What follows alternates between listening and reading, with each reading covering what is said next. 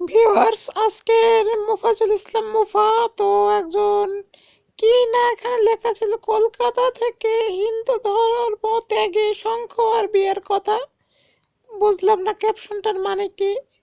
তো চলুন দেখি। মাত্র 576টা ভিউ হয়েছে।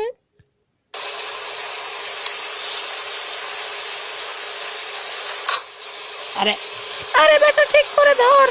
গতকাল একজন কলেজ সিনিয়রের বিয়েতে খেতে গেছিলাম। তো গিয়ে সবার সাথে পরিচিত হলাম, গিয়ে তো কাকুর সাথে কথা হলো। তো আমি একটা নিয়ম জানতাম না বা হয়তো ভুলে গেছিলাম, পরে মনে পড়লো। তাই জিজ্ঞেস করলাম যে কাকিমা কই। তো দাদা একটু মুখ কাচুমাচু করে বললো, কেন জানিস না, বিয়েতে তো মায়ের আসতে নেই, ছেলের বিয়েতে। তো আমার কথাটা কেমন খারাপ লাগলো। খারাপ না লাগলো ইন দ্য সেন্স আমি শুননি তা নয়, কিন্তু স্টিল খারাপ লাগলো। তো আমি খেয়ে দিয়ে বেরিয়ে মাকে ফোন করলাম যে এরকম এরকম, এটা কি নিয়মটা সত্যি? তো দেখুন কিরকম অদ্ভুত, মানে ধর্ম মানুষকে কিভাবে মানুষকে জটিল বানায়।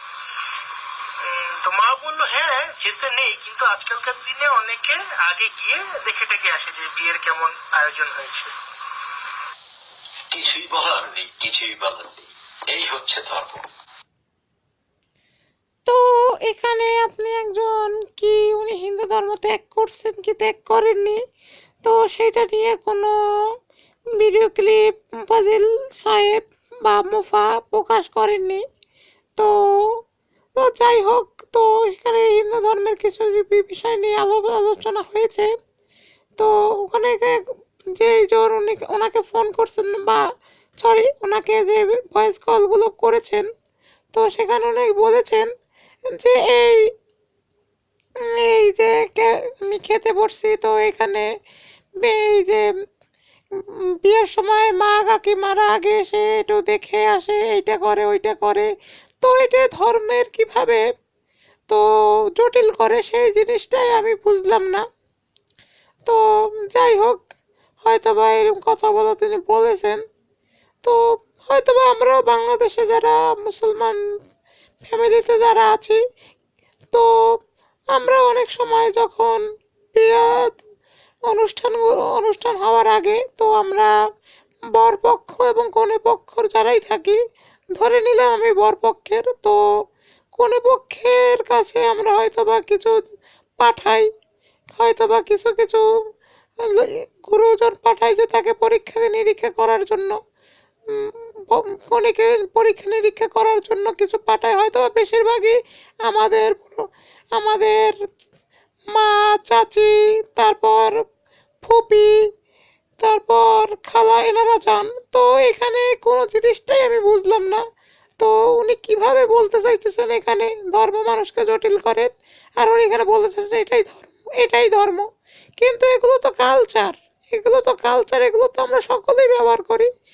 এই রকমের যে প্রোপাগান্ডা উনি ব্যবহার করতেছেন ধর্মের নামে, তো আমাদের কিছু কিছু কিছু কিছু হিন্দু ভাইরা আছে, তো তারা আবার এগুলা তারা ধর্মকর্ম তো মোটেও করেন না, সেটাও ভালো করে জানি। কারণ ওনাদের যে কিতাবগুলো রয়েছে, তো অনেকগুলো কিতাবের নামও আমি জানি, যেমন বেদ, উপনিষদ, তারপর গীতা, মহাভারত, রামায়ণ, তারপর বিভিন্ন সংহিতা আছে, মনুসংহিতা, ন্যায় সংহিতা, পুরাণ, এইসব জিনিসগুলো পড়েন না ওনারা। ঠিক আছে, যাই হোক, এই কারণে এগুলো জানে না, আর এগুলো তো প্রথা হয়ে গেছে। তো এই প্রথাগুলা কিভাবে ধর্মকে বিকৃত করে সেটা হলো গিয়ে মুফাসিল ইসলাম মুফাকে আমি প্রশ্ন করতেছি। হয়তোবা কোনোদিন উত্তর পাবো কি পাবো না, হয়তোবা তিনি এই মিথ্যা প্রপাগান্ডাগুলো আজীবনই ব্যবহার করে আসবেন। আর এখানে ভিউয়ার্সদের বলতেছি যে আমি কিন্তু হিন্দু ধর্মের সাপোর্টে কথা বলতেছি না, আমি এখানে মুফাজুল ইসলাম মুফার যে পাগলামি বা এই ছাগলামিটা যে করতেছে, তো সেইটার মানে আমি ভুল ধরাই দিছি। যাই হোক, তো আপনারা মনে করবেন না যে আমি হিন্দুদের পক্ষে থাকি, না আমি কেউর পক্ষেই থাকি না, আমি শুধুমাত্র ইসলামের আল্লাহ আর নবীকে ছাড়া আমি আর কাউকেই বিশ্বাস করি না, কারণ আমি একজন মুসলিম। যাই হোক, রকমের উল্টাপাল্টা কথাবার্তা উনি বলতেই থাকেন, আজীবন বলতেই থাকেন। তো এইসব জিনিসগুলো আসলে আপনাদের বিচার করে দেখা উচিত। তো আমরাও মুসলমান সমাজে আমরাও মাঝে মাঝে পাঠাই। তো কনেকে দেখার জন্য কনে কি করতে পারে, রান্না করতে পারে কিনা।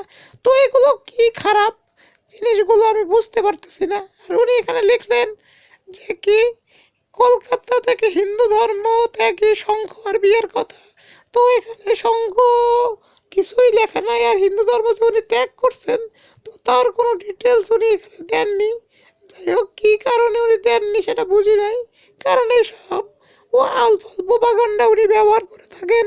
কারণ আমরা জানি যে উনি একজন পাগল। তো এইসব পাগলামি উনি করে থাকবেন। যাই হোক ভিউয়ার্স, ভালো থাকবেন, সুখে থাকবেন।